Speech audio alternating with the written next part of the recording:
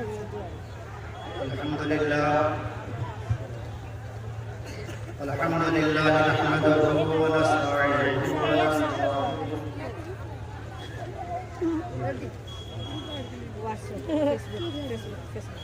ونستغفره ونتوكل عليه ونعوذ بالله من شرور انفسنا ومن سيئات اعمالنا من يهده الله فلا مضل له ومن يضلل فلا هادي له ونشهد ان لا اله الا الله وحده لا شريك له ونشهد ان سيدنا وحبيبنا وشفيعنا ومولانا محمدا عبده ورسوله الذي بشر به المرسلون صلى الله عليه وعلى اله واصحابه وبارك وسلم.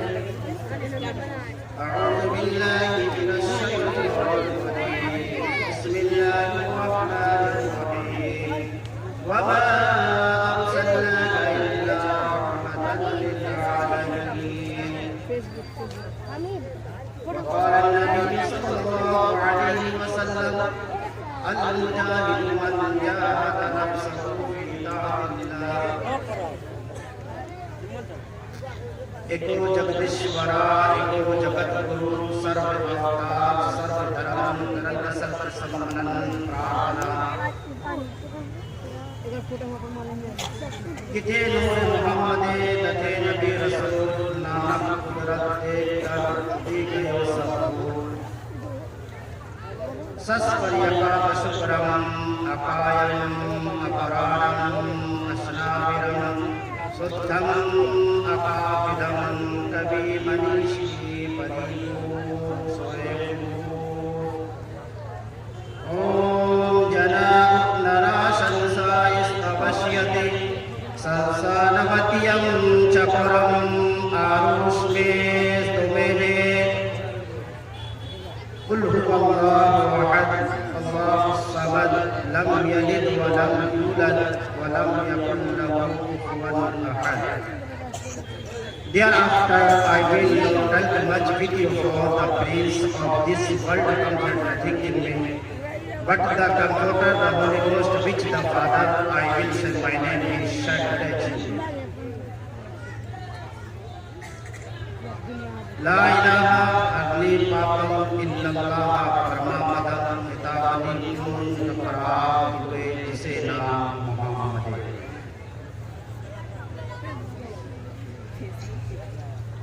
میرے محترم بزرگوں دوستوں،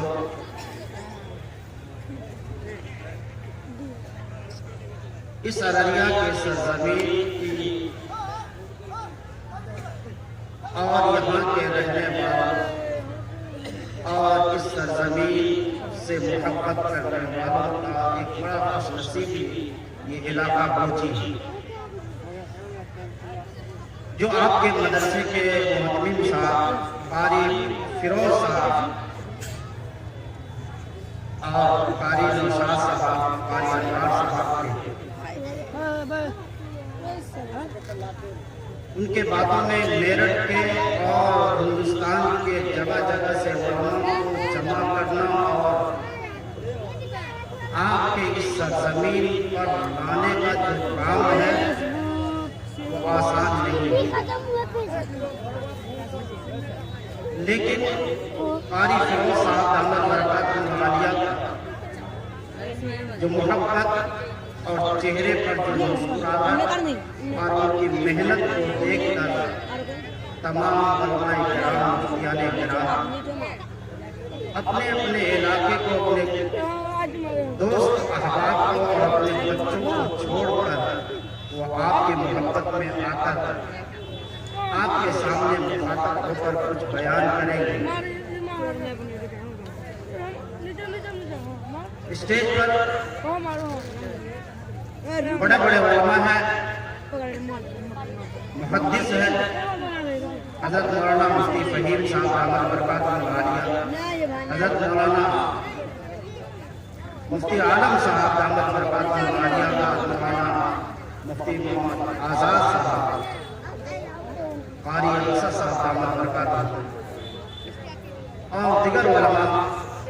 यहाँ तशरीफ फरमा। क्योंकि इस सरजमीन की बड़ी खासियत है। हिंदुस्तान में 548 अजला है, जिला जिसको कहते हैं।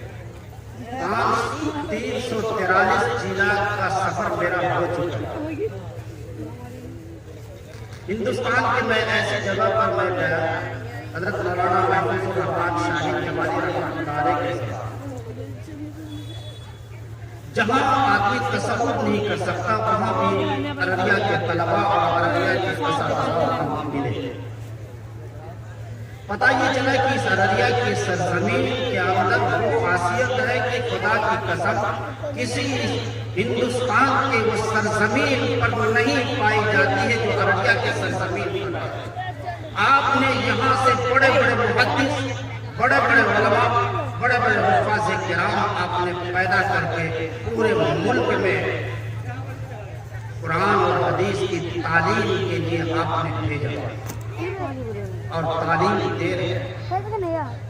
हज़रत मौलाना मुफ्ती फ़हीम साहब को मालूम है कि बिहार के सबसे ज्यादा अररिया जिला के तलबा और उलमा मिलते हैं और वो जंगल को मंगल करते हैं। लेकिन अफसोस है कि आपके इलाके में जंगल को मंगल की बजाय आप मंगल को जंगल बना रहे हैं। ये बड़े अफसोस की बात है। मैं अगर कहूँगा तो आप बड़े गौर से और मुतमईन होकर सुनिए। यह आपका जलसा, इतना बड़ा पिंडाल, इतना बड़ा इंतजाम, अगर हम एक बेटी की शादी कराते हैं, 2-3 नहीं, एक बेटी की शादी के लिए हम महीनों से उनका सामान का इंतजाम कराते हैं और पिंडाल का इंतजाम कराते हैं। जब जाकर के हमारी बेटी की शादी होती है, लेकिन मदरसे वालों की कुर्बानी देखिए और आप लोगों की कुर्बानी देखिए कि इस सर्द मौसम होने के बावजूद भी आप यहाँ पिंडाल के अंदर आकर तशरीफ रखते हैं और उलमा आपके बैठने से पूरे हिंदुस्तान में वो मैसेज जाएगा कि अगर दीन और कुरान से मोहब्बत करने वाला अगर कहीं मिला तो वो अररिया।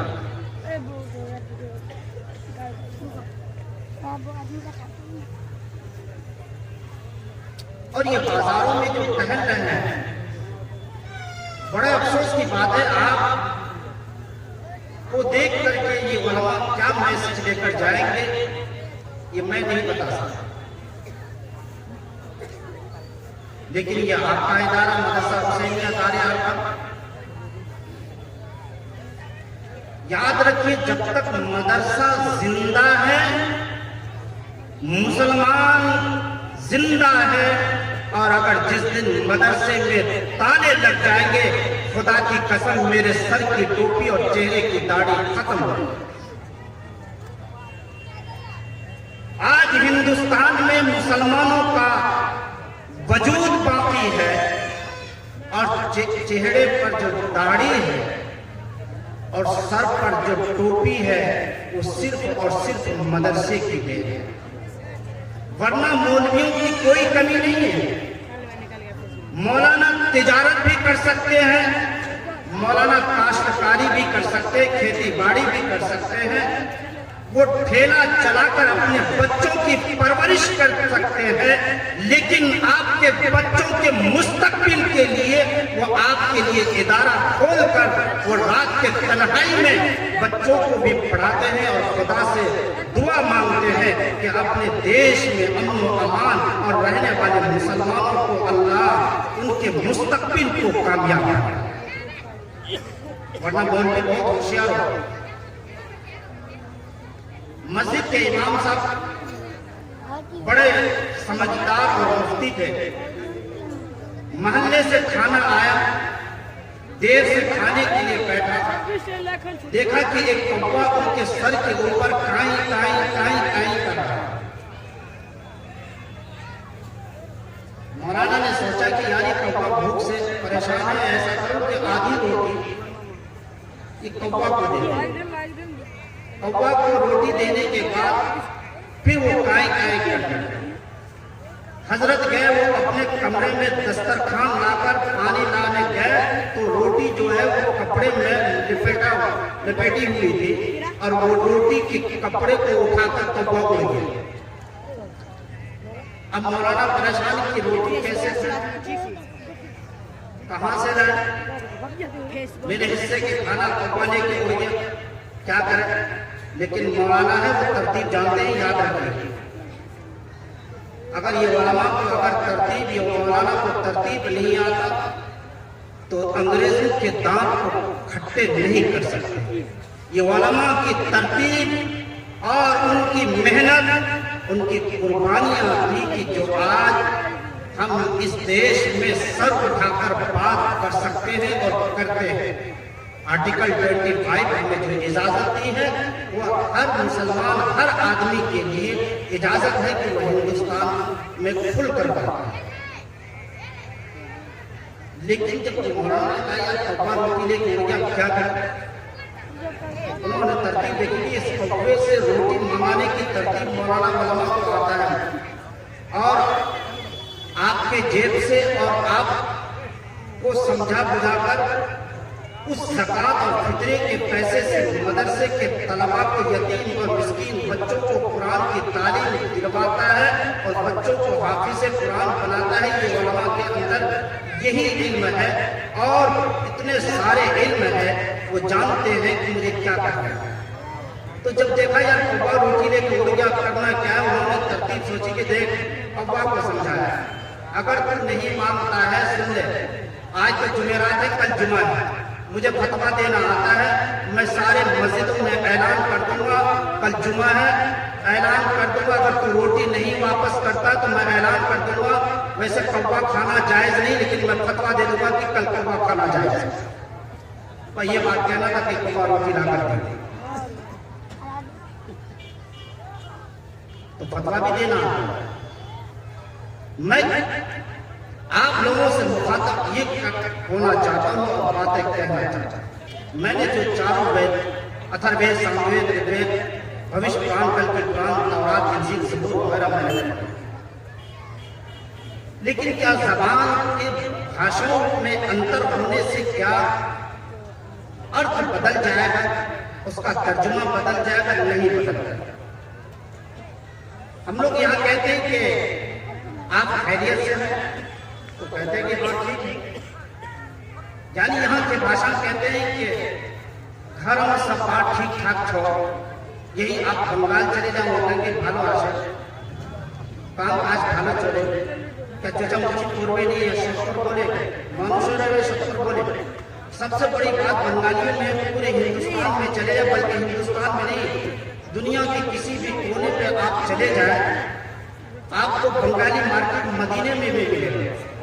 इनके अंदर इत्तेहाद और इत्तफाक इतना है, वो कहता है कि मुझे सबसे ज्यादा अगर प्यारा है तो अपना भाषा, अपनी मानुष यानी अपनी मिट्टी, और उस कौम के अंदर में चोचा मोची पूर्वे ने यानी झगड़ा करता है। आप एक हफ्ता महीने भर लग जाए, आपसे कोई झगड़ेगा नहीं, न कहीं आपको झगड़ा सुनने को मिलेगा। लेकिन अफसोस है कि आप अररिया की तारीख, आप कचहरी जो जाते हैं वो मालूम है। आप वहाँ के अदालतों में जाकर देखें, अररिया में 42% मुसलमान है, 42%। लेकिन इस अररिया की अदालत में अभी मुफ्ती फहीम साहब और मौलाना आजाद साहब ये कहने लगे कि अररिया कोर्ट क्यों है।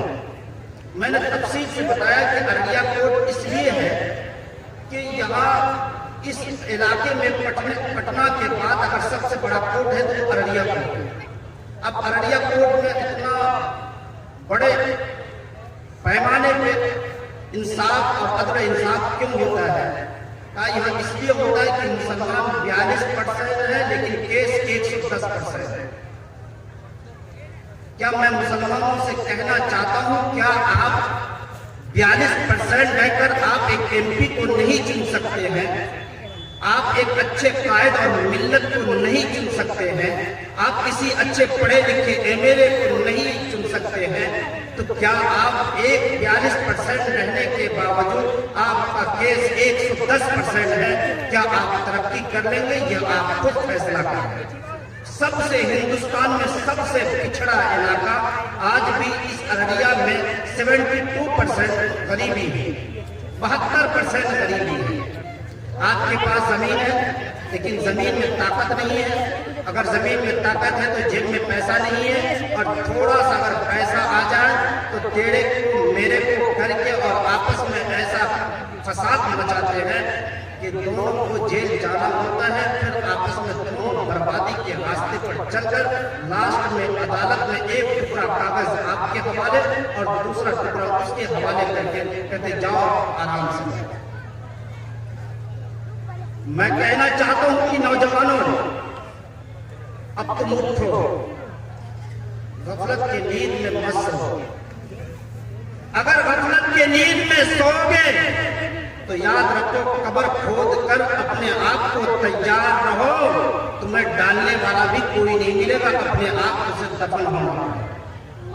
میں اس لیے کہنا چاہتا ہوں کہ حالات آپ کے سامنے ہیں۔ میں پورے سب جگہ میں جاتا ہوں، میں 3 چیزوں کو لے کر چلتا ہوں۔ سب سے پہلے آپ کے اور ہمارے اندر ایجوکیشن ہے۔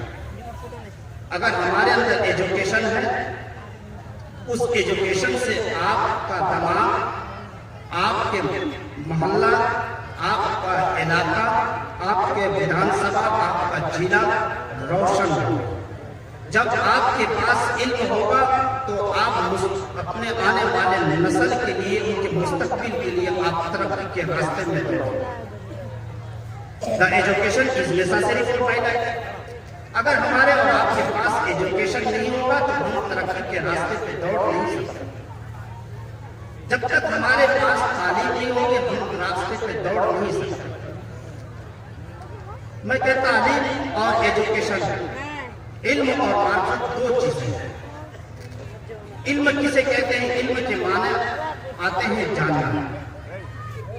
آپ اچھے راستے سے جائیں تو اس کا نام جاننا ہے، اگر خراب راستہ ہے تو اسے چھوڑ کر اچھے راستے کو اختیار کرنا، اس کا نام علم ہے۔ کھانے میں کس طرح کھانا ہے وہ جاننا، وہ علم ہے۔ لیکن علم صرف آپ کو کالج میں اور چھوٹے چھوٹے اسکولوں میں، یونیورسٹی میں آپ کو ہر جگہ مل سکتا ہے، لیکن معرفت صرف اور صرف مدرسہ میں مل سکتا ہے اور کہیں نہیں مل سکتا۔ معرفت اسکول اور یونیورسٹی میں نہیں ہے۔ معرفت اور علم یہ 2 چیزوں کو سمجھنا۔ علم کہتے ہیں جاننا، معرفت کہتے ہیں کہ اللہ کے قرآن کو پڑھنا، اور قرآن جب پڑھتا ہے اور بچہ جب حافظ قرآن ہوتا ہے اس کے دلوں میں، اس کے سینوں میں وہ روشنی جلتی ہے، اس روشنی سے خدا کو، خدا کے بندے کو پہچانتا ہے اور وہ پھر صحیح راستے کو پکڑتا ہے، پھر وہ صراط مستقیم تک چلتا ہے اور آنے والے نسل کو بھی چلانے کی کوشش کرتا ہے۔ ایک بادشاہ، ان کے علاقے میں انہوں نے کہا کہ ایک روز ایسا نہ کرے کہ جتنے چور چوری کرنے جا رہے ہیں میں بھی چلوں ان کے ساتھ۔ کپڑے چہرے پہ باندھ کر بیٹھ جا بھائی، اندر کوئی مت اٹھو، کپڑے منہ میں باندھ کر وہ چوروں کے بیچ میں گیا۔ وہ بادشاہ کہنے لگا کہ بھائی آپ لوگ چور، میں بھی چاہتا ہوں کہ آپ کے ساتھ مل کر میں بھی چوری کروں۔ انہوں نے کہا کہ جناب آپ کیسے کہہ رہے ہیں، ہمیں چوری کرنے کی جو مہارت ہے وہ آپ کے اندر نہیں ہے۔ میں نے تو بچپن سے چوری میں نے کی ہے اور اب بھی میں چوری کرنے کے ارادے میں نکلتا ہوں، آپ یہ کیسے کہہ رہے ہیں کہ میں بھی آپ کے ساتھ رہوں؟ تو وہ چوروں نے کہا کہ بھائی تمہارے پاس، وہ بادشاہ جو بادشاہ کو انہوں نے کہا کہ تمہارے پاس کچھ ہے؟ کہا کہ اگر میرے پاس نہیں تو آپ کے پاس کیا ہے؟ انہوں نے کہا میرے پاس علم ہے، علم۔ کہا وہ کیا علم؟ جو 4 بندے تھے وہ 4 بندے نے کہا کہ یہ سب کے پاس علم ہے۔ ایک سے پوچھا کہ بھائی وہ علم کیا ہے؟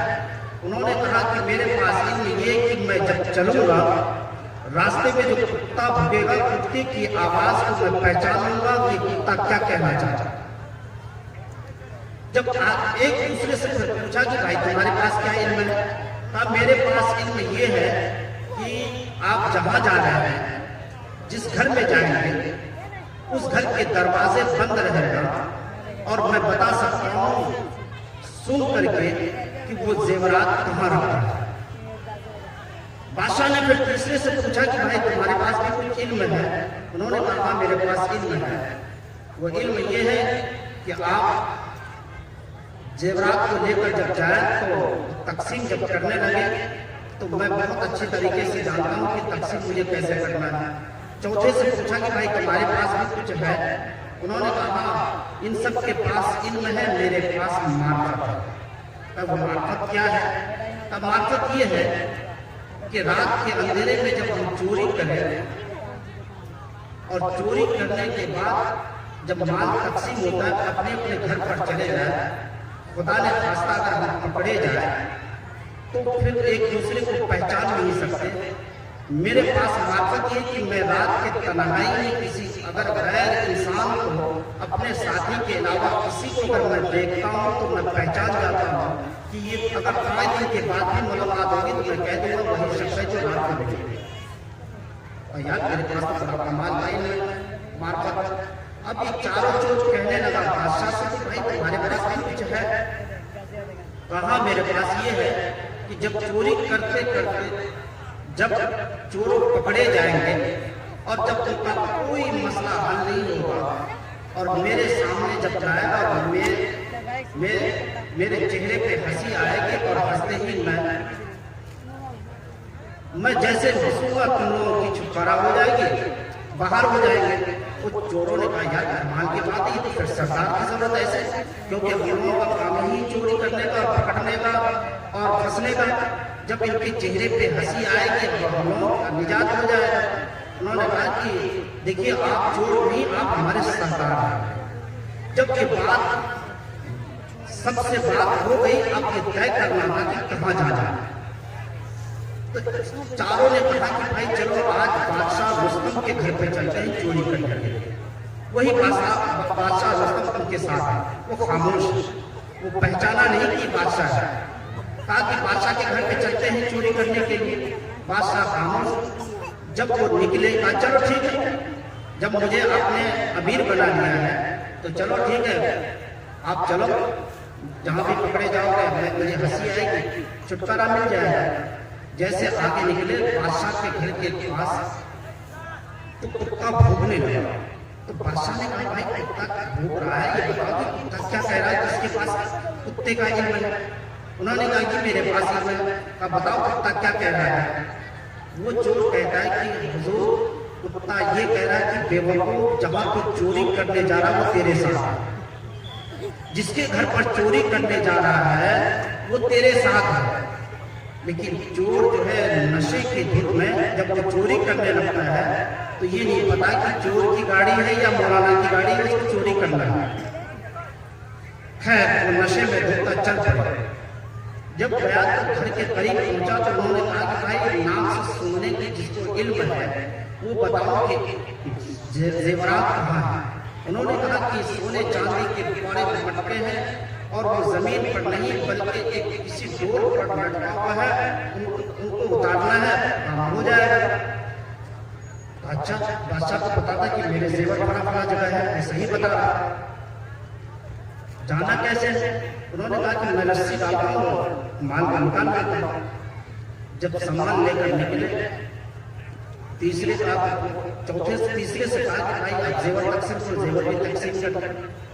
अब चौथे से ये कहा कि भाई ठीक है एड्रेस अपने अपने लिख करके दे दो, कल मिलेंगे फिर इंशाल्लाह। फिक्र ना करो क्योंकि रोजमर्रा का काम है, कल भी चोरी करना है, इसलिए आप अपने अपने फुल एड्रेस लिख करके दे दो। सबने लिख करके दे दी और सुबह होते ही राम मच गए कि बादशाह सलामत के घर में चोरी हो। चारों पूरे तरफ हमला वाले जमा हो गए। क्या करना है? बादशाह के पास लोग आए। बादशाह अगर आप शाम तक अगर चोरों को नहीं पकड़ेंगे तो हम सबका क्या होगा? आप पर हमला बोल देंगे, इसलिए हमें चोर जो है 5 से 7 घंटे के अंदर में हमें पकड़ कर दिखाएंगे। चोरों ने कहा कि बादशाह ने कहा घबराते क्यों? چونکہ بادشاہ نے سب کا ایڈریس لے چکا تھا، وہ اپنے نوکروں کو بھیجا اور سارے چوروں کو پکڑ کر گئے۔ رات کے تنہائی میں چور نے وہ بادشاہ کو نہیں پہچانا، چونکہ 3 آدمی کا پول کھل چکا تھا، چوتھا آدمی باقی تھا کون؟ وہ مار تھا۔ اب جب بادشاہ کے سامنے آئے تو سب ماننے والے نے کہا کہ پھانسی کی سزا، تو بادشاہ نے کہا کہ ٹھیک ہے، پھانسی کی سزا کہہ رہے ہیں تو ٹھیک ہے، یہ پھانسی دی جائے۔ چنانچہ ان کو بلایا، جلاد کو بلایا کہ پھانسی کی سزا ہے۔ ان میں سے ایک چور جو ہے ہنس رہا تھا، مسکرا رہا تھا، اندر اندر خوشی منا رہا تھا۔ تو بادشاہ کی نظر اس چور پر پڑا کہ بھائی یہ 3 رو رہے ہیں، روتے روتے برا حال ہے، اور تم ہنس رہے ہو، تمہیں شرم نہیں آتی؟ کہا حضور میں ہنسوں کیوں نہ، ان کے پاس علم تھا، یہ نہیں پہچان سکا، لیکن میرا ابھی وہ پول کھولنا باقی تھا کہ وہ 3 کا کھل چکا تھا، چوتھا میں ہوں۔ حضور رات میں جو چوری کرنے گئے تھے 5واں آپ تھے، 5واں آپ تھے۔ اب بادشاہ تعجب سر جھکا دیا اور وہ معرفت والا کہتا ہے کہ حضور 4 کا تو پردہ فاش ہو گیا، لیکن 5واں آپ ہیں، آپ نے بھی کچھ کہا تھا کہ چوری کرتے سمے اگر تم پھنس جاؤ گے، میری داڑھی ہلے گی، میرے چہرے پہ ہنسی آئے گی اور تم لوگوں کا چھٹکارا ہو جائے گا، خدا کے واسطے آپ ہنس دیجیے، ہم لوگوں کا چھٹکارا ہو جائے گا۔ بادشاہ ہنسا اور چوروں کا چھٹکارا ہو گیا۔ کہنے کا مطلب یہ ہے کہ علم سے آپ دنیا میں ترقی کر سکتے ہیں، ڈیکوریشن کر سکتے ہیں، گھر کی بناوٹ اور سجاوٹ کو آپ علم کے ذریعے سے کر سکتے ہیں۔ اپنے بچوں کو آپ اور خود اچھے کپڑے پہن کر بیل گاڑی سے نہیں ہوائی جہاز سے سفر کر سکتے ہیں، لیکن آپ کے پاس اگر معرفت ہے تو خدا کے بندوں کو اور خدا کو آپ پہچانیں گے تو دونوں جہان میں آپ کو اور ہمیں کامیابی ملے گی۔ معرفت کہاں ملتی ہے؟ مدرسے میں۔ مدرسہ یہ ہندوستان کی وہ سرزمین میں جب انگریزوں کے خلاف بغاوت شروع کی تھی، ان علماء نے شاملی کے میدان سے دلی کے چاندنی چوک تک کوئی پیڑ خالی نہیں تھا کہ جو علماء کا سر قلم کیا ہوا لٹکا ہوا نہیں تھا۔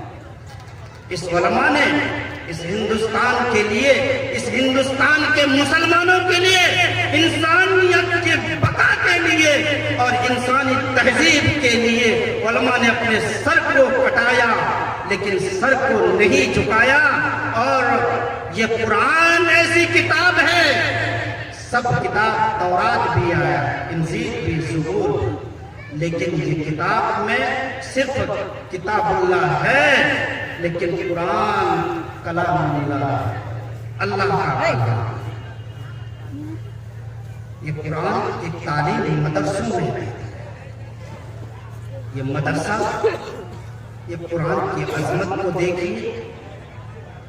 ابھی میرے ساتھ کوئی بندہ ساجد بھائی ہے، ان کا بیٹا حافظ قرآن۔ بدقسمتی ہے علاقے میں آپ کے درمیان میں اگر کوئی حافظ قرآن چلتا ہے، آپ لوگ کہتے ہیں اے مناظر، اے ابو بکر، اے صدیق، اے رحمت اللہ، اے بھائی سنو ادھر، اے بھائی تم کہاں جا رہے ہو؟ خدا کی قسم آپ اپنے آپ کو توہین کر رہے ہیں اور اپنے آپ کو شرمندگی اٹھانے کے لائق بن رہے ہیں۔ حافظ قرآن کو جس کا وعدہ اللہ نے خود کیا ہے کہ یہ قرآن پڑھتا جائے گا اور منزل تک پہنچتا جائے گا، اور جب میدان حشر قائم ہوگا ان کے سروں پر تاج ہوگا، وہ حافظ قرآن اپنے خاندان کو، اپنے ماں باپ کو لے کر جب جنت میں لے کر جائے گا، یہ وہی آدمی شرمندگی اٹھائے گا جو کہتا تھا اے ابو بکر، اے صدیق، اے ممتاز کہاں جا رہا ہے؟ یہ نہیں کہہ سکتے حافظ صاحب آپ کہاں جا رہے ہو۔ یہ ہمارا اور آپ کا یہ فرض نہیں بن سکتا کہ حافظ کے ساتھ ہم اچھے سلوک کریں، ان کے ساتھ اچھے برتاؤ کریں، ان کی قدر کریں۔ قرآن کے اوپر آپ نے دیکھا ہوگا کہ ایک گتا لگا ہوا ہے، جس کو کوٹ کہتے ہیں، لیکن ادنا سا مسلمان صرف کلمہ پڑھائے، دین کے بارے معلوم نہیں ہے، لیکن قرآن کے گتے کو اگر وہ کہیں گرا پڑا ہوا مل جائے تو اس گتے کو پھینکتا نہیں ہے، بلکہ اس گتے کو سینے سے لگاتا ہے، اس گتے کو چومتا ہے، سر پر رکھتا ہے۔ کیوں؟ وہ اس لیے کہ وہ آپ اور ہمارے لیے، تمام انسانوں کے لیے وہ ہدایت کی کتاب ہے، وہ قرآن کریم ہے، جس کو پڑھ کر جس کے ماں باپ کا جہنم میں رسید ہونے کے لیے تیار ہے، فیصلہ ہو سب چکا ہے، لیکن وہ حافظ قرآن کہے گا یہ میرے ماں باپ ہے، اور اللہ کہے گا اور کون ہے؟ یہ میرے چاچا ہے، میرے خالو ہے، میرے یہ ہے، میرے وہ ہے۔ کہا جا، آج تو دنیا میں رہ کر میرے کلام کو پڑھا ہے اور قرآن کو پڑھا اور سمجھا ہے، آج میں بغیر کہے ہوئے تمہارے آنے والے نسل کی مغفرت کرتا ہوں۔ یہ قرآن کی عظمت ہے، یہ مدرسے میں پڑھایا جاتا ہے۔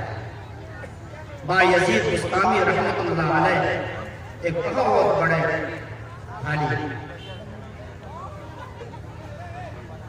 بایزید بسطامی رحمۃ اللہ علیہ ابھی پیٹ میں ہیں۔ ان کے والد محترم کا انتقال ہونے سے پہلے اپنی بیوی سے وہ کہتا ہے کہ سنو، اگر میں مر جاؤں، یہ بچہ لڑکا ہو یا لڑکی، ان کو مدرسے میں پڑھانا، حافظ قرآن پڑھانا۔ لیکن آج ہماری ماں بہنیں کیا کہتی ہے؟ میرا بچہ اگر پیدا ہوگا، بیٹا ہو یا بیٹی، میں انگلش میڈیم میں پڑھاؤں گی۔ کوئی عیب نہیں، آپ انگلش میڈیم میں پڑھائیں، کوئی عیب نہیں، انگلش پڑھائیں گے، IAS تیار ہو، لیکن مولانا تیار ہوگا تو آپ کے وجود کو باقی رکھنے کے لیے یہ اپنے آپ کو سر کٹا سکتا ہے، لیکن سر جھکا نہیں سکتا۔ بایزید بسطامی رحمۃ اللہ علیہ پیدا ہے، ان کے والد محترم کا انتقال ہوا۔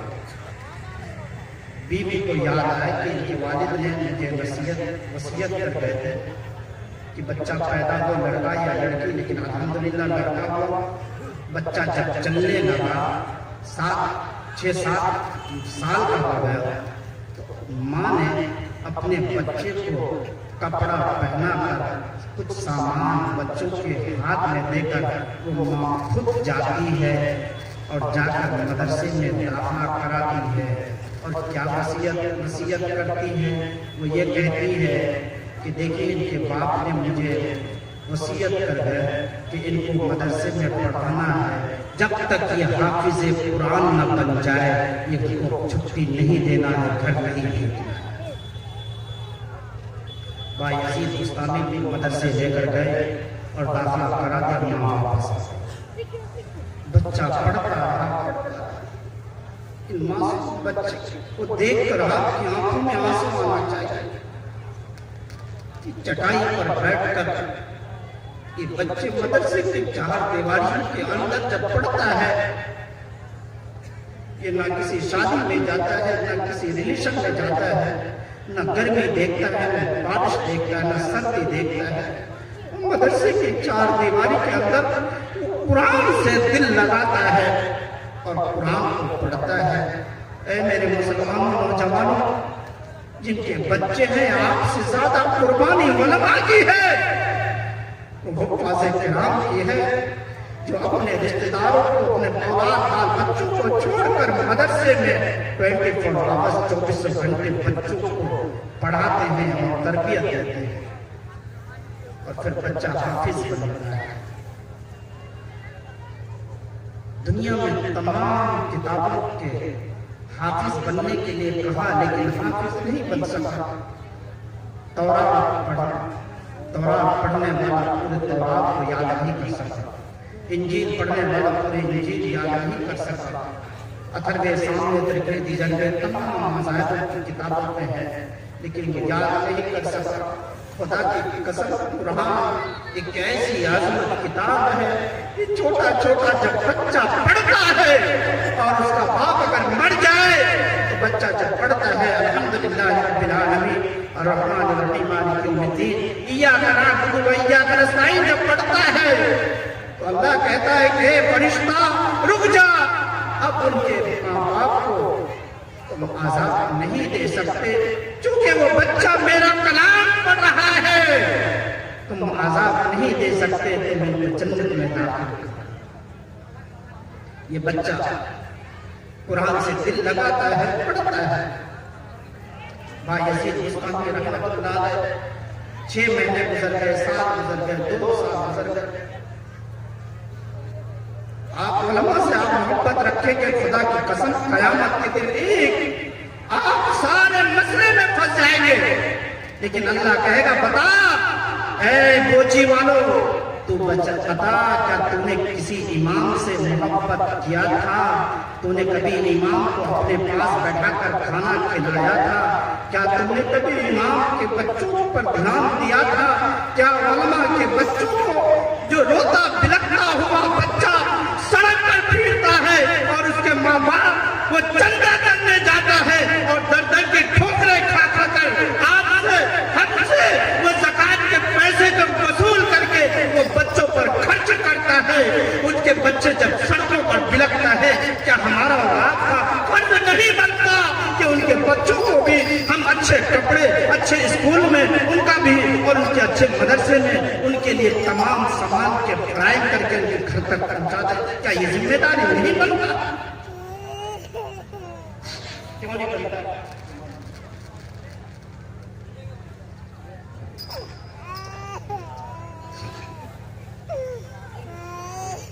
پھر اللہ پوچھے گا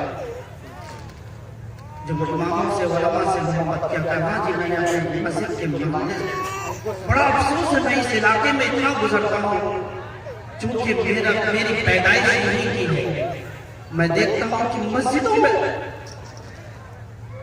کسی علماء اگر آتا ہوا دیکھ لے تو علماء کا انتظار نہیں کرتا، ایک جاہل آدمی جا کے امامت کرنے لگ جاتا ہے۔ مسجد بڑی بڑی بنا دیتے ہیں، ٹائل پتھر کا انتظام کرا دیتے ہیں، لیکن اچھے عالم کے لیے آپ کو فکر نہیں ہے۔ آپ چاہتے ہیں، آپ اس لیے تو نہیں چاہتے کہ اچھے امام آئے، مفتی آئے، عالم آئے تو ان کو مجھے 10,000 روپے تنخواہ دینا پڑے گا۔ یاد رکھیے اگر آپ نے عالموں کو اپنا نہیں سمجھا، اپنے فیملی کی طرح نہیں سمجھا تو یہ عالم کام کرنا، اس لیے مولانا ابوالقاسم دامت برکاتہم یہی فرماتے ہیں، ہر علماء کہتے ہیں کہ مدرسے کے مدرس، مسجد کے امام و خطیب، تم صرف مدرسے کے تنخواہ پر اب بھروسہ مت کرو، تجارت کرو تجارت۔ یہ علماء، یہ امام و خطیب آپ کے 24 گھنٹے ڈیوٹی، آپ کے بچے پیدا ہو تو آذان کان پہ امام دے، گھر پہ موت ہو جائے تو جنازہ امام پڑھائے، گھر میں شادی ہو تو نکاح امام پڑھائے۔ پھر ہم اماموں کو تنخواہ نہیں دے پا رہے۔ یاد رکھیے آپ پنجاب چلے جائے، جو پنجاب میں رہتے ہیں وہ معلوم ہے، اب بھی 40 کلومیٹر چل کر علماء آتے ہیں اور پھر جنازے کی نماز ہوتی ہے، ان کو 2,000 روپے دیتے ہیں آنے جانے کا خرچ۔ خدا کا شکر ہے کہ یہ ارریہ کی سرزمین اتنا پوتر دھرتی ہے، اتنا پاک اور صفائی زمین ہے کہ یہاں علماء اور محدث کی کمی نہیں ہے، لیکن اگر ہے تو کمی صرف ہماری اور آپ کی جو علماء سے ہم تعلق نہیں رکھتے۔ بھائی یزید بستامی رحمۃ اللہ علیہ جب 2 سال ہو گئے تو ماں کو یاد آنے لگا، کیونکہ باپ نہیں تھا۔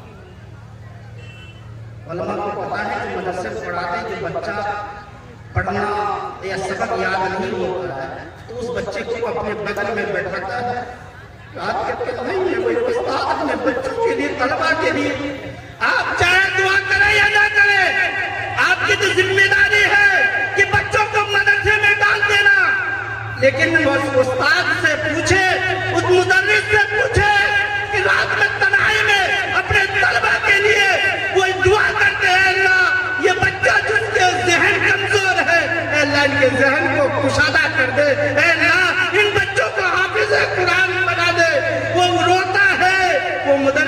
کہتا ہے اللہ اگر یہ بچہ حافظ قرآن نہیں بنا تو کل قیامت کے دن ہمیں جواب دینا پڑے گا.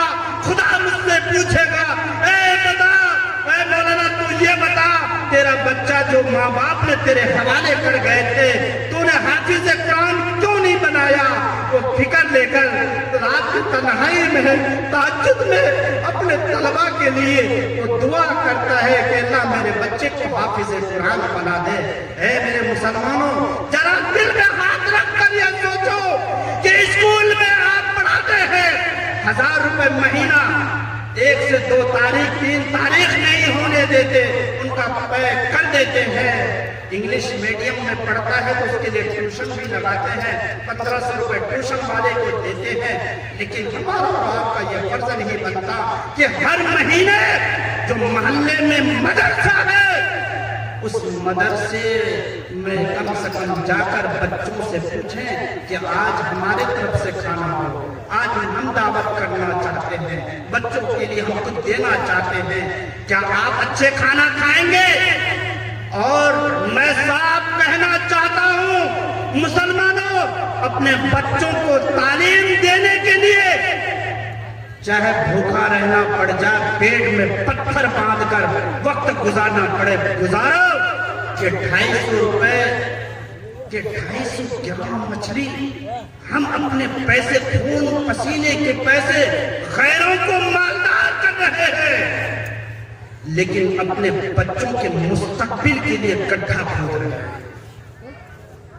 مچھلی ہونا, مرغا ہونا, بکرا ہونا, اور یہ مچھلی والے میں نام نہیں لینا چاہتا, یہ مچھلی والے میرے آنکھ سے آنکھ ملا کر یہ کہتا ہے کہ میاں بھائی ہے اس کو تو لینا ہی ہے, چاہے 300 روپے کے 250 گرام ہو یا 1200 روپے کلو ہے, یہ تو لیں گے.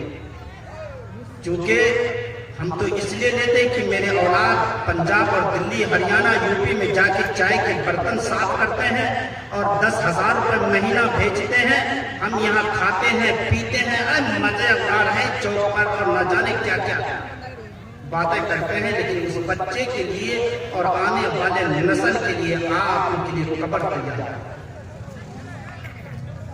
بچوں کے لیے تعلیم کے لیے سوچیں.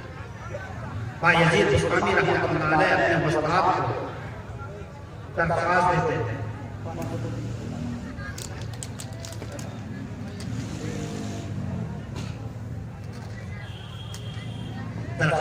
حضرت 2 سال ہو گئے لیکن سر کے تحت میری ماں بہنیں سنتی ہوگی, میری ماں بہنیں کان کھول کر سن لو, تم سے ہی دنیا آباد ہوئی اور تم سے ہی دنیا برباد ہوئی. اللہ نے فرمایا لَقَدْ خَلَقْنَا الْإِنسَانَ فِي أَحْسَنِ تَقْوِيمٍ, ہم نے انسان کو بہترین سانچے میں ڈالا ہے, بنایا ہے. یہ یہودی پورے دنیا میں ورلڈ میں 1 کروڑ 22 لاکھ ہے. مولانا اطہر حقانی صاحب بیٹھے ہیں, یہ سرچ کرتے ہیں, یہ میڈیا والے بھی ان کو معلوم ہے. 1 کروڑ 22 لاکھ یہودی 117 ملک میں حکومت کر رہی ہے. کیوں؟ جب ماں کے پیٹ میں بچہ وجود میں آتا ہے تو وہاں کے گورنمنٹ جو ہے اس کی حفاظت کے لیے, اس عورت کی حفاظت, اس کے بچے کے لیے 2 عورتوں کو یعنی حفاظت کے لیے بھیج دیتی ہے وہاں کی گورنمنٹ, ان کی دیکھ بھال کرتی. جب بچہ پیدا ہوتا ہے ان کو پرورش کے لیے, بچوں کو چلنے کے لیے, سکھانے کے لیے تمام وہ چیزیں جو بچہ کا ذہن کھلے اور اپنے دیش کی انتی اور ترقی کے لیے وہ جو کرنا ہوگا وہ کرائیں گے. بچہ بڑا ہوتا ہے, کالج میں پڑھتا ہے, پھر وہ اپنے دیش کے لیے, ترقی کے لیے, اپنے نسل کے لیے وہ کام کرتا ہے. ہم اس ہندوستان میں 25 کروڑ ہونے کے بعد بھی ہم ملازمت کرتے ہیں, نوکری کرتے ہیں, ڈوب کر مرنے کی ضرورت ہے. ہمیں آج کام کرنا ہے تجارت, ایک یہودی اسی ہندوستان میں جو آج ہم نے اسے پناہ دی تھی، اپنے زمین پر بسایا، جو کوئی امریکہ، روس، فرانس، برطانیہ، ہندوستان، پاکستان، کوئی سا بھی ملک ہو، ان کو پناہ نہیں دی، لیکن اسلام کے دل میں وہ درد تھا، انسانیت کے پیغام محمد رسول اللہ صلی اللہ علیہ وسلم نے دی تھی، اسی پیغام کے اعتبار سے اس یہودی کو اپنے سرزمین فلسطین میں بسایا، اور بسانے کے بعد آج وہ حالات وہ بن چکے ہیں کہ نہ جانے 40,000 مسلمان عورت، مرد، بچے شہید ہوئے۔ آج مسلمان جتنے بھی مسلم ممالک ہیں 57 ہے، لیکن کسی کی آنکھوں میں آنسو نہیں ہے۔ اگر آنسو ہے تو صرف مدرسے والوں کی آنکھوں میں آنسو ہے، تہجد کی نماز میں ان کے لیے دعا کرتا ہے کہ اللہ امن و امان عطا فرمائے۔ یہ آپ کے لیے عبرتناک ہے کہ اپنے اسی ملک میں 28 سامان، وہ اسرائیلی سامان پروجیکٹ یہاں استعمال کرتے ہیں، ہر گھر میں استعمال ہوتا ہے، آپ نہیں بچ سکتے۔ اسی ایک سنت کو جاننے کے لیے ایک یہودی عورت اپنے بچے کو مدرسے میں داخل کر رہا ہے۔ ان کو معلوم تھا کہ کوئی اسلامی کلچر یا اسلامی تہذیب یا اسلام کے اندر جو اندرونی ہے اور اس کو جاننے کے لیے کوئی بتا نہیں سکتا، اس لیے اپنے بچے کو اس مدرسے میں داخلہ کرایا تاکہ وہ اسلام کی جانکاری دے سکے۔ وہ بچہ گیا اور وہ بچہ جب مدرسے میں پڑھا، حافظ بھی بنا۔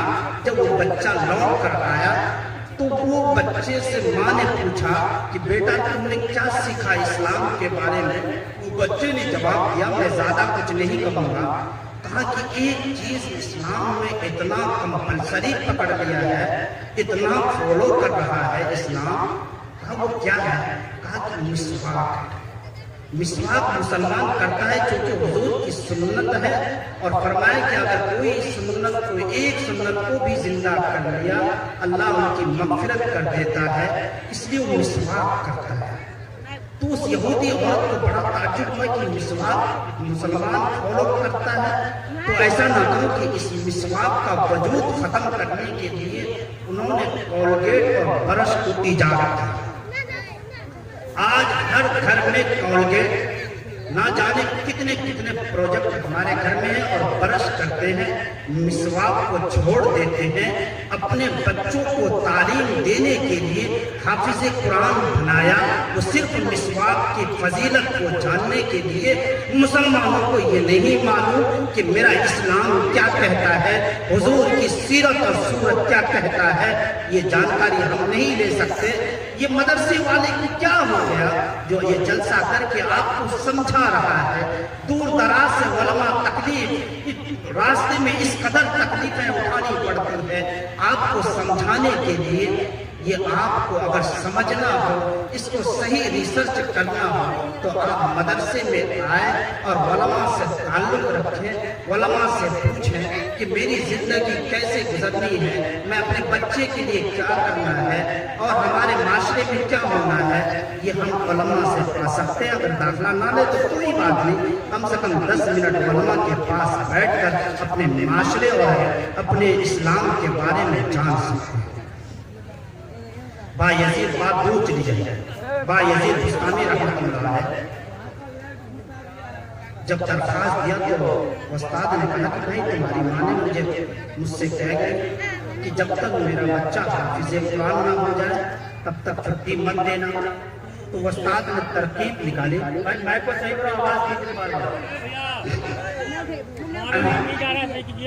وہ ترتیب انہوں نے نکالا کہ یہ بچہ کو میں چھٹی نہ دے کر، جمعرات کو چھٹی ملتی ہے، اپنا اپنا گھر جاتا ہے۔ جب یہ معصوم بچہ مدرسے سے جب چلتا ہے، کیا چہرے پہ ان کی مسکراہٹ ہوتی ہے، کیا چہرے پہ وہ پھول کھلتا ہے، آپ تصور نہیں کر سکتے۔ چونکہ یہ علماء بیٹھے ہیں اپنے اساتذہ کے سامنے، कई साल कई महीने मुर्गा बनता है। मुर्गा बनने के बाद जब वो आलिम बनता है, क्या हमारा और आपका फर्ज नहीं बनता है जब वो आलिम बनकर आए तो आप उनको मुर्गा खाए? बनता है कि नहीं बनता भाई? आलिम बनता है तो मुर्गा भी खाता है। क्यों कि अपने उस्ताद के सामने मुर्गा, बच्चा हंसता हुआ घर आता है। फिर वो आप जब उनको मदरसे में जब लेकर जाते हैं तो बच्चा रोता है। वो क्यों रोता है? माँ की प्यार, बाप की जुदाई और रिश्तेदारों की जुदाई उन्हें बर्दाश्त नहीं होता है, वो रोने लगता है। मेरी माँ बहनों, आप कान खोल कर सुन लें। आज ये नबी, ये पैगंबर, ये सहाबा, तबे ताबी, औलिया किराम, ये ख्वाजा मोइनुद्दीन चिश्ती, साबिर अली कलियरी, ये जितने अब्दुल कादिर जिलानी, ये जितने पैदा हुए ये माँ के पेट से पैदा हुआ है। ये माँ की तरबियत और माँ की वो नूरानियत, माँ के दिल में वो कुरान की रोशनी जब वो जलता है तो बच्चे के अंदर में वो सलाहियत पैदा होती है कि बच्चे कौम की खिदमत कर सके और अपनी शरीयत पर चले और अपने बिगड़े हुए इंसान को माशरे में वो चलने का तरीका बताता है। हाँ, माँ के पेट से पैदा होकर फिर वो बनता है। लेकिन माँ बहनों से मैं दरखास्त करता हूँ, मैं देखता हूँ ना सर पर दुपट्टा है, ना बदन में कपड़ा है, जहाँ मर्जी अपने बच्चों को खड़ी खड़ी दूध पिलाती है, ना सर वजू है, ना मुसल्ले पे। क्या आपके बच्चा वली बन जाएगा?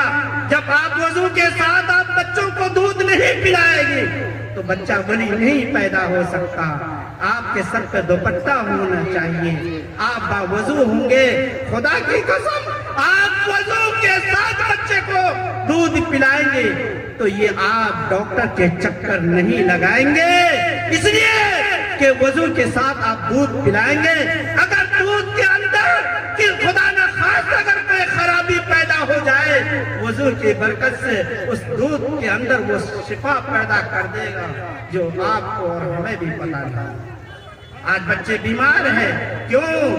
माँ के पेट में है, दूसरे के घर में, दूसरे के खेतों में बगैर पूछे वहां से घास नोच कर लाती है, किसी के बकरियां अपना किसी के खेत में छोड़ देती है, या फिर दूसरों से झगड़ा करती है। जब आप झगड़ा करेंगी तो आपके बच्चे के अंदर वो असर पड़ेगा। जब बच्चा पैदा होगा तो वो भी झगड़ा और झगड़ा करेगा। बायजीद बुस्तामी रहमतुल्लाह अलैह जब ये दरख्वास्त दिया, उस्ताद ने कहा यार वो ये रोने लगा। उस्ताद ने कहा कि एक तरतीब निकालता हूँ, जुमेरात को मैं कह दूंगा जो 2 सफ़ा सबक सुनाता था उसको कह दूंगा 4 सफ़ा सबक सुनाएगा, जब तो छुट्टी मिलेगी। लेकिन वो बच्चा क्या हुआ, रो करके उन्होंने याद किया सबक को कि मुझे माँ को देखना है। अपनी माँ की ममता मेरे दिल में वो उमड़ रही है कि जो माँ ने मुझे पैदा किया और वो सर पे दुपट्टा रखकर वजू के साथ मुझे जो माँ ने दूध पिलाया, मैं उस माँ को मैं नहीं देखूंगा तब तक मुझे चैन और सुकून नहीं मिल सकता है। ऐ मेरी नौजवानों, याद रखो, अगर तुमने माँ बाप के दिल को दुखाया तो याद रखो कि दुनिया के किसी भी गोशे में आप तरक्की नहीं कर सकते। आप कभी सुकून और चैन की नींद नहीं सो सकते, नहीं सो सकते। आपको नहीं पता, ऐ नौजवानों, आपको नहीं पता, जब बच्चे के पेट में दर्द होता है तो ये माँ रोती है, बिलखती है, बाप परेशान होता है कि मैं पैसा किससे मांगू, रिश्तेदार से मांगू तो मुझे ताने देंगे, मैं अपने भाई से मांगू वो मुझे मना कर देंगे। लेकिन वो रात के तन्हाई में अपने औलाद के लिए दुआ करता है, माँ दुआ करती है, आंचल उठा कर दुआ करती है, ऐ खुदा ना मेरे बच्चों को शिफा दे दे। मैं तेरे सामने हाथ फैलाती हूँ कि ये बच्चे पा देना तेरा काम है। अल्लाह ने फरमाया वह इज़ा मरिज़्तु फहुव यशफ़ीन, शिफा बीमारी मैं देता हूँ तो शिफा भी मैं ही देता हूँ। माँ बाप तड़पता है। आज बच्चा नौजवान होता है, उस बच्चे से पूछो तुम्हारे परदादा का क्या नाम है, वो नहीं बात बता पाता। दादा का नाम नहीं बता पाता, अपने खानदान का नाम नहीं बता पाता, लेकिन उसी नौजवान से पूछो तेरे साले का क्या नाम है, साले का नाम क्या है, तुम्हारी साली के उसके शौहर का क्या नाम है, उसके शौहर के भाई का क्या नाम है, वो तमाम रिलेशन ससुराल के तमाम बातें वो बता देगा, लेकिन अपने शजर और अपने नस्ल के बारे में वो बता नहीं। मेरी बात बुरी लगे तो मुझे माफ कर। ये माँ बाप औलाद के लिए हाथ उठाकर भीख मांगता है। यजीद बुस्तामी रहमतुल्लाह अलैह रोता है, अपने माँ के दीदार करना है, वो सबक याद करता है और जब उस बाप को सुनाता है जुमेरात को, उन्होंने कहा यार ये 2 सफ़ा सुनाता तो मैंने 4 सफ़ा दिए कि ताकि वो जाएगा नहीं, लेकिन इन्होंने याद कर लिया, मैं अपनी बातों से मुकर नहीं सकता। चुनांचे उन्होंने कहा कि ठीक है जुमे की शाम तक आ जाना। मेरी माँ बहनें सुनती हो तो मेरी बात को गौर से सुने, नौजवाना मेरी बात को गांठ बांध लेना। यजीद बुस्तामी की दरख्वास्तों को उस्ताद ने कबूल कर दिया। वो चलता है, खुशी के मारे झूम उठता है, मदरसे से निकलता है और असातिज़ा कहता है कि बेटे जुमे की शाम तक वापस आ जाना। कहा ठीक है, मुझे तो एक झलक अपनी माँ की दीदार करना है, फिर मैं मदरसा वापस आ जाऊँ। चुनांचे वो टेढ़े मेरे रास्ते खेत खलियान की तरफ से वो चलता है, घर की तरफ दौड़ता है। माँ की मोहब्बत देखिए, माँ की मोहब्बत में यजीद बुस्तामी कहता है मुझे नहीं पता कि मैं जमीन पर चल रहा हूँ कि मैं सवारी में हूँ, क्योंकि माँ की ममता और माँ के चेहरे को मुझे देखना है। दौड़ता भागता वो घर पहुंचता है, दरवाजे में दस्तक देता है और वो दस्तक देने के बाद माँ कहती है बेटा कौन?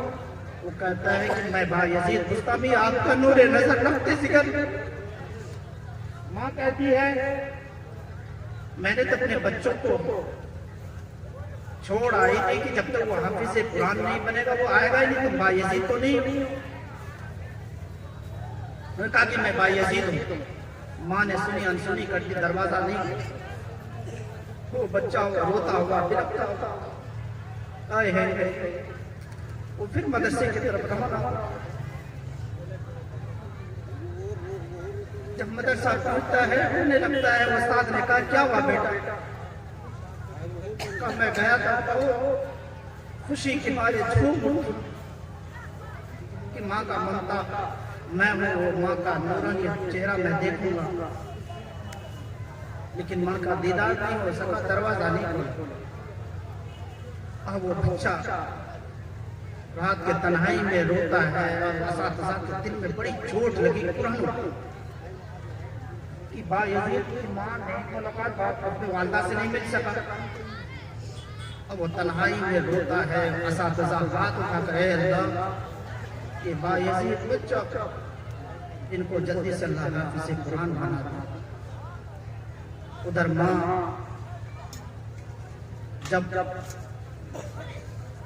पता चला था कि मेरा बच्चा भाई यजीद है, तो उधर बच्चा हाफिज़ कुरान होता है, अपने असातिज़ा जो उनके उस्ताद होते हैं वो रात के तन्हाई में सीने से लगाता है और दुआ करता है अल्लाह इस बार यजीद को जल्दी से हाफिज़ कुरान बना देना।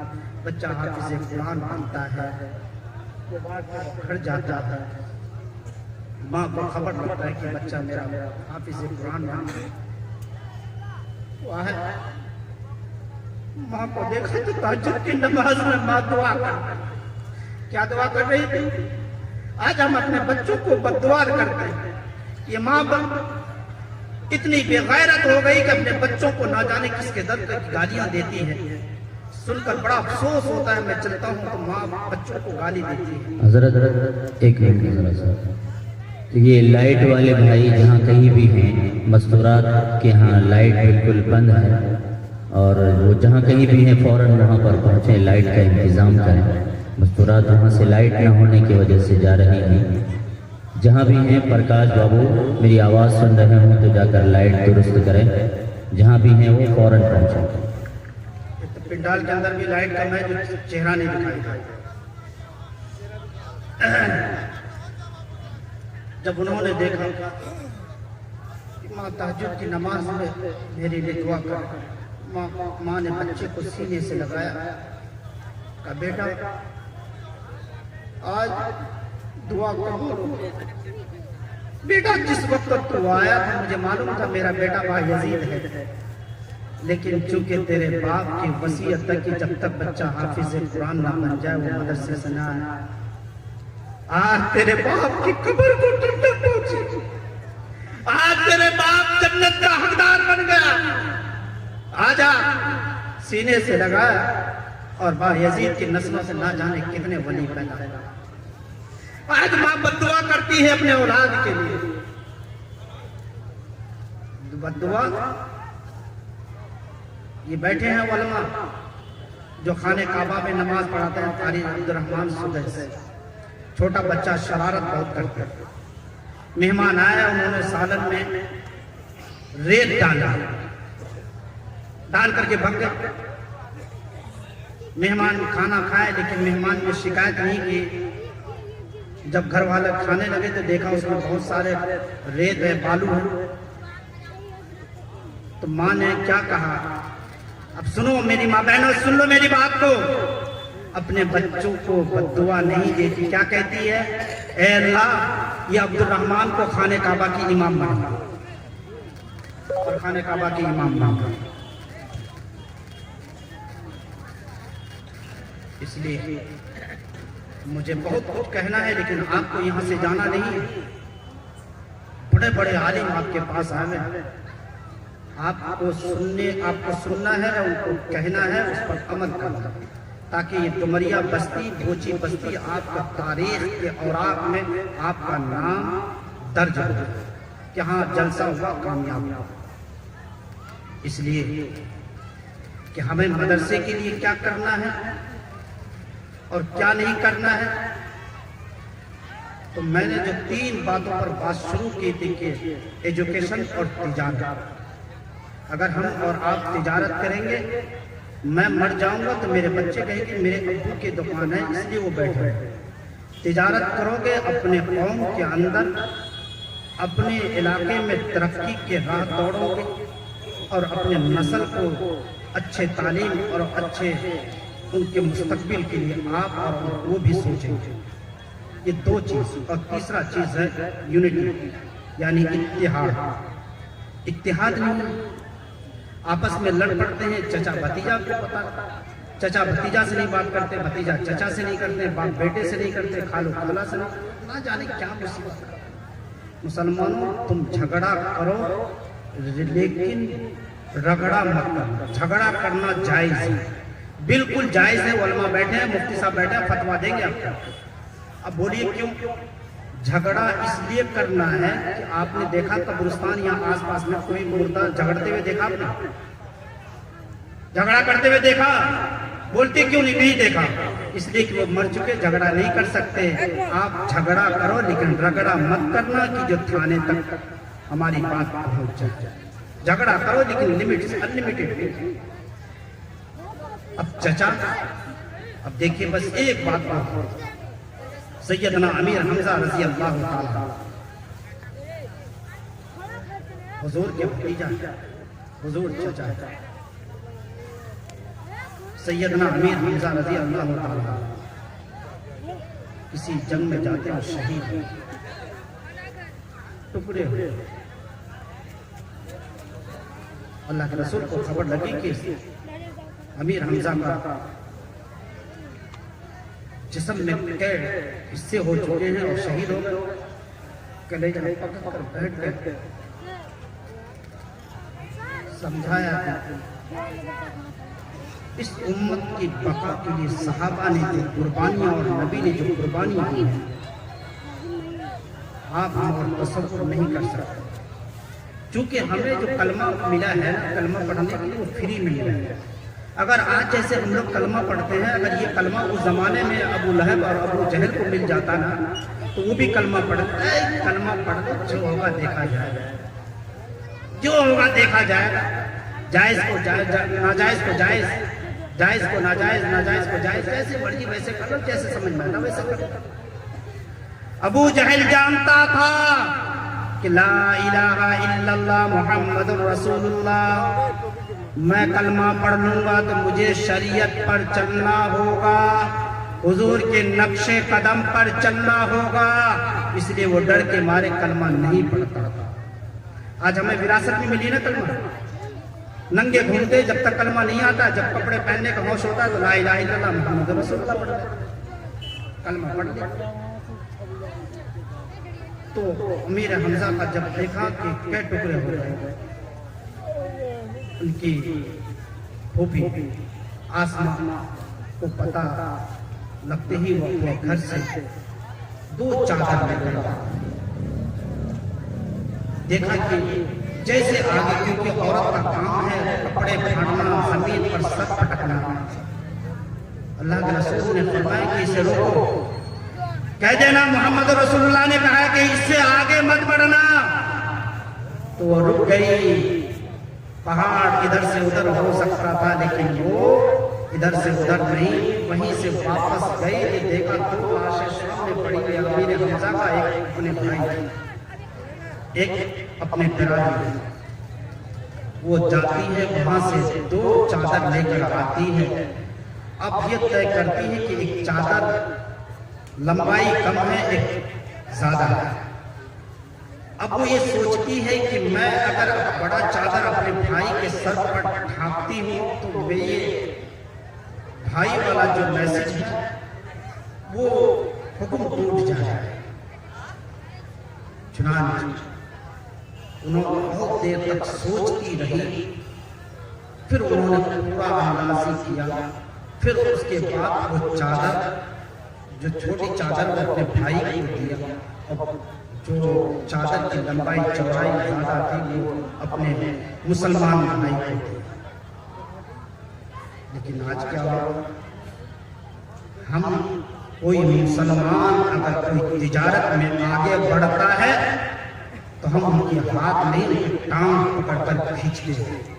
آپ بہت دور نہ جا کر اسی دیش میں دیکھیں، سردار صرف پورے ہندوستان میں 2% ہے، وہ بھی کمی ہے 2%، اس 2% میں وہ پردھان منتری بھی ہیں، گرہ منتری بھی ہیں، نہ جانے کتنے منتری سنتری ہیں، لیکن اس قوم کے اندر ایک جاگروک ایسا ہے کہ اگر وہ 3 روٹی گھر میں بنتی ہے تو 1 روٹی وہ اپنے بھائی کے لیے، اپنے قوم کے لیے، اپنے اس مسافر کے لیے وہ روٹی بچا کر اس مسافر کھانے میں بھیجتا ہے، پھر مسافروں کو کھانا کھلاتا ہے۔ ہر سردار کے دکان میں ایک پیٹی پڑا رہتا ہے، اس پیٹی میں 2 مہینے کے بعد وہ پیٹی کھلتا ہے تو کسی میں 10,000، کسی میں 20,000، روزانہ روزمرہ کی کمائی وہ 100-200 اس پیٹی میں ڈالتا ہے، پھر وہ غریب، مسکین اور یتیم کے لیے اور اپنی قوم کے لیے، اپنی قوم کی فلاح اور محدود کے لیے وہ پیسہ دان کرتا ہے۔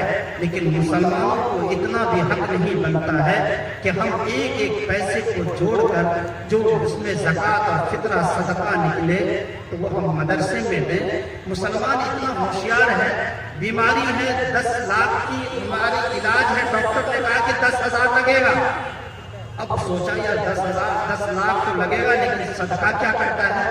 ایک چھوٹی سی مرغی لیا کر مدرسے میں دے دیا، حضرت یہ مرغی ہے کس کام کے لیے؟ صدقہ دیا میں نے۔ کہا کیوں دیا صدقہ؟ کہ میری بیوی ہاسپٹل میں اور ڈاکٹر نے کہا کہ 10 لاکھ خرچ ہے۔ ارے کم وقت ڈاکٹر کو تم 10 لاکھ روپے دیتے ہو اور دو گے مدرسے کے طلبہ کے لیے، ان یتیم مسکین بچوں کے لیے ایک مرغی ڈوب کر مر جاؤ۔ اپنے اس مدرسے کو وجود میں لانا ہو، اس مدرسے کو دین دنیا اگر ان کو ترقی میں لانا ہو تو اپنی مکان سر کے اوپر اگر چھت نہیں ہے تو کوئی پرواہ نہیں، لیکن قرآن پڑھنے والوں کے اوپر چھت کا ہونا ضروری اور کمپلسری ہے۔ یاد رکھو، اگر آپ نے چھت بنا دیا تو اللہ آپ کو کل قیامت کے دن جب سورج سر کے اوپر ہوگا، سب ننگے ہوں گے، پسینے میں شرابور ہوں گے، جب اللہ وہ کہے گا کہ ڈمریا بستی والوں نے اس مدرسے کا چھت ڈلوایا تھا، مدرسے میں اینٹ لگوایا تھا، اللہ کہے گا جا، آج یہ میرا مہمان ہے، میں میزبان ہوں، ان کے سر پر سایہ ڈال دے، ان کے سر پر سونے کا ایک چھت بنا۔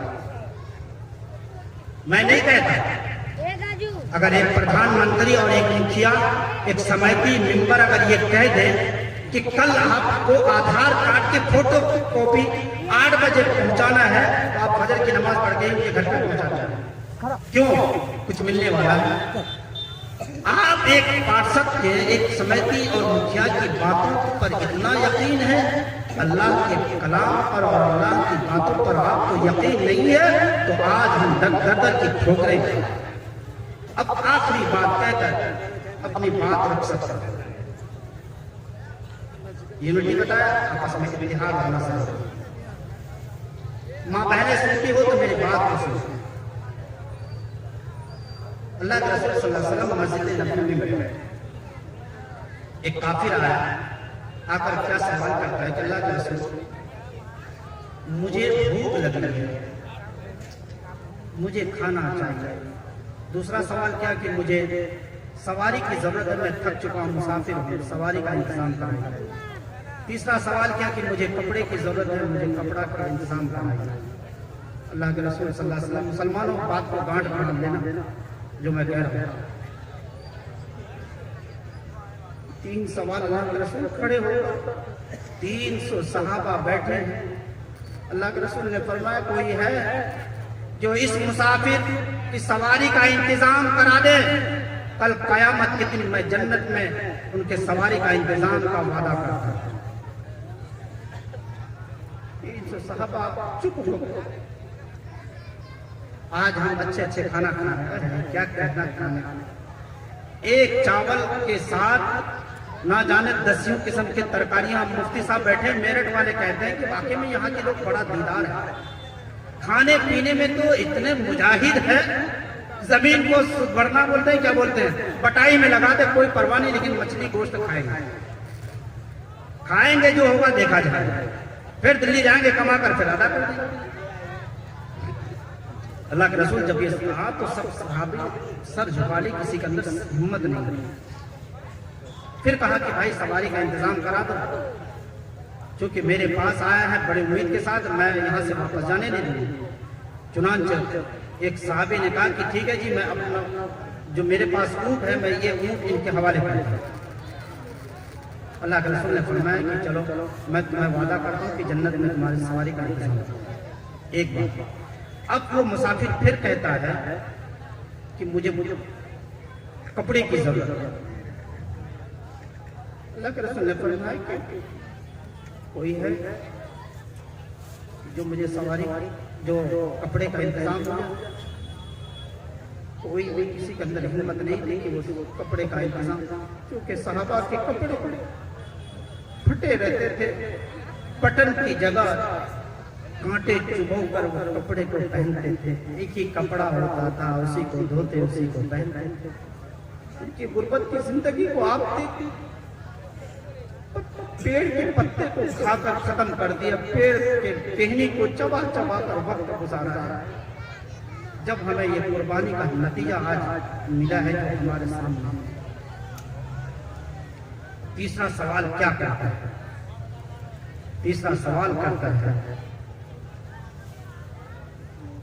کہ مجھے بھوک بھی لگی ہے، کھانے کا انتظام کرا دیں۔ اللہ کے رسول نے فرمایا کہ کوئی ہے کہ جو کھانے کا انتظام کر دے، میں کو جنت میں اچھے سے اچھے کھانے کا انتظام کراؤں۔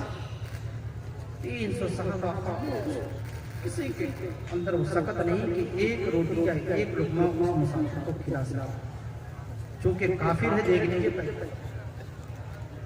چنانچہ حضرت سلمان فارسی رضی اللہ تعالیٰ عنہ کھڑے ہوئے، کہا چلو خدا کی قسم میں جہاں لے کر جا رہا ہوں قیامت کے صبح تک اس گھر سے کوئی خالی لوٹ کر نہیں جا سکتا، میں وہاں لے کر جاؤں۔ اللہ کے رسول کے سامنے اس مسافر کے ہاتھ کو پکڑا سلمان فارسی رضی اللہ تعالیٰ عنہ۔ میری ماں بہنیں اگر سن رہی ہو تو غور سے سنیں،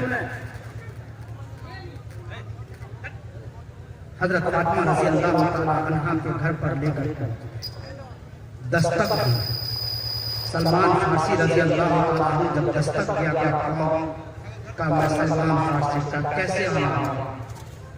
کہا اللہ کے رسول نے یہ کہا اور 300 صحابہ نے کسی کا ہمت نہیں دی کہ کوئی کھانا کھلا سکے. مجھے پتا تھا کہ فاطمہ کے گھر سے کوئی واپس نہیں جا سکتا، کچھ نہ کچھ ملے گا، اس لیے میں آپ کے گھر پر لے کر آیا. حضرت فاطمہ رضی اللہ تعالیٰ عنہ کہتے ہیں میرے بچے حسن حسین کو باہر دے دیں. میرے بچے 3 دن فاقہ ہوتے ہوئے لیکن ابھی تک کھانا نصیب نہیں. میرے گھر میں کچھ نہیں ہے لیکن تم میرے گھر پر لائے ہو. اگر میرے گھر سے اگر یہ مسافر واپس ہو جائے گا تو کل قیامت تک جب تک یہ امت زندہ ہے مجھے تانا دیں گے کہ محمد رسول اللہ کی بیٹی کے گھر پر فاطمہ کے گھر پر مسافر کو لایا تھا اور مسافر خالی ہاتھ گیا ہے. تو میں کیا جواب دوں گی؟ سن سلمان، اپنے سر سے دوپٹہ اتار کر سلمان کے ہاتھ پر سوراخ سے پھینک دی اور سلمان کو کہا کہ جاؤ یہ دوپٹہ بیچ کر لاؤ اور اس اناج لانا اور میں اسے پیس کر پھر اس مسافر کو روٹی بنا کر کھلاؤ. وہ مسافر وہیں بیٹھا ہے. حضرت سلمان فارسی رضی اللہ تعالیٰ عنہ سر کے دوپٹے اپنے سینے سے لگا کر بازار لے کر چلا. دیکھا کہ یہودی جو عیسائی اپنے گلہ توڑ کر لوگوں کو دیتا تھا، خرید فروخت کرتا تھا، وہ دوپٹہ جب لے کر گیا، اب سننا بس آخری بات ہے، جب وہ دوپٹہ لے کر گیا تو دوپٹہ کو دیکھا کہ انہوں نے یہودی سب کو گلہ دینا بند کر دیا اور تم سب ایک طرف ہو جاؤ. دوپٹے کو یہودی نے اپنے سینے سے لگایا اور وہ یہودی کہتا ہے کہ سلمان فارسی، خدا کی قسم یہ کتاب قرآن سے پہلے آیا تھا اور اس کتاب کو توریت کو پڑھ کر میں نے پڑھا تھا کہ ایک کافر آئے گا، حضور کے پاس آئے گا، حضور کے پاس سے وہ مسافر حضرت فاطمہ رضی اللہ تعالیٰ عنہ کے گھر پر لے کر آئے گا، پھر وہ اپنے دوپٹہ میری کتابوں کی بات سچ ہو گئی.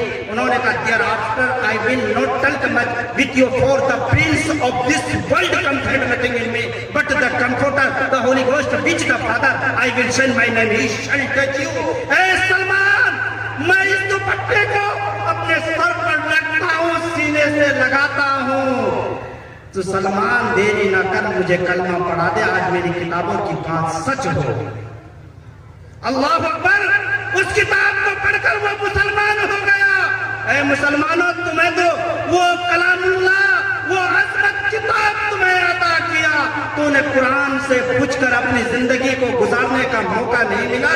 تو نے قرآن سے کبھی نہیں پوچھا میرے بچوں کی زندگی کیسے کٹے گی، کل مجھے کیا کھانا ہے، کون سی چیز حرام ہے یا کون سی چیز حلال ہے. آپ نے کبھی قرآن سے نہیں پوچھا. آج RSS کے آفس میں جا کر قرآن کو پڑھتا ہے، سمجھتا ہے، اس سائنس کے ذریعے سے آسمان پر ہوائی جہاز کو اڑایا.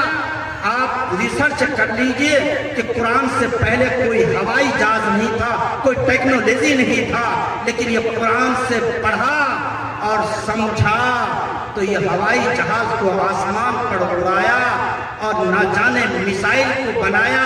تمام ٹیکنالوجی قرآن سے پوچھا اور قرآن سے پوچھ کر یہ بھی بتاتا ہے، قرآن تو یہ بتا کہ کل بارش ہوگی کہ نہیں ہوگی. لیکن سائنس نے ترقی اتنی کر لی، ایک انومان لگاتا ہے کہ ہو سکتا ہے کہ کل بارش ہو سکتی ہے.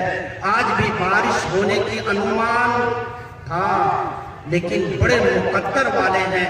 جیسے علماء آئے، ابھی مدرسے کے اندر نہیں گئے، سفر سے تھک کر آئے، 24 گھنٹے لگ گئے، راستے پہ کھانا پینا ملتا نہیں، نہ جانے کیسے کیسے دکھ اٹھا کر یہاں تک پہنچتے ہی سب سے پہلے پنڈال پر آب اٹھا کر ان علماء نے دعا کی، مولانا آزاد صاحب نے دعا فرمائی، اے اللہ موسم کو خوشگوار بنا دے، اس جلسے کو کامیاب بنا دے، جو بارش آنے والی ہے اللہ اس کو رکوا دے۔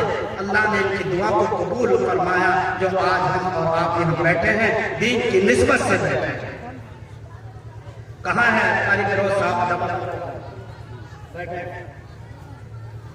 اب بتائیے اس مدرسے کو چلانے کے لیے ہمیں کیا کرنا ہے؟ کیا کرنا ہے؟ بہت اچھے طریقے سے آپ جانتے ہیں، امام غزالی رحمۃ اللہ علیہ رات کو تہجد کی نماز پڑھ کر سو جاتا ہے، خواب میں دیکھتا اللہ سے کہتا کہ امام غزالی جا مسجد کے گیٹ پر جمعے کی نماز پڑھ کھڑے ہو جانا، تیرے ہاتھ میں روپے رکھ دے، چونی رکھ دے، اٹھنی رکھ دے، کچھ بھی رکھ دے، میں وعدہ کرتا ہوں ان کی مغفرت کر دوں گا۔ جا امام غزالی رحمۃ اللہ علیہ نماز پڑھ کر بھیک مانگ رہا ہے، دامن اٹھا کر، اور وہ ایک بادشاہ دیکھتا ہے کہ امام غزالی اتنے بڑے امام اور بھیک مانگ رہا ہے۔ وہ بادشاہ نے سوچا کہ امام غزالی کو آج ضرورت پڑ گئی ہوگی اس لیے بھیک مانگ رہے ہیں، اپنے وزیر کو بلایا اور کچھ پیسے ہدیہ کے طور پر وہ ٹوکری میں رکھ